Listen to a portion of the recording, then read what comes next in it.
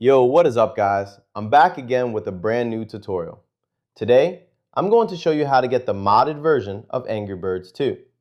This will basically give you unlimited gems and pearls in the game, which you can use to purchase anything. And don't worry, it's completely safe. I've been using it for a while now. I have a bunch of options right here, such as one-hit kill, unlimited gold, mega punch, and much more. The first thing you want to do is grab your iOS or Android device. I'm using an Android today. Once you're on your device, make sure you already have Angry Birds 2 installed and fully updated.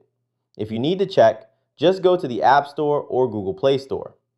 Once that's done, the next step is to simply open your browser and follow my instructions. In the search bar, type Angry Birds 2 and press install. After the installation is complete, the mod will be installed on your device. Thanks for watching. See you next time.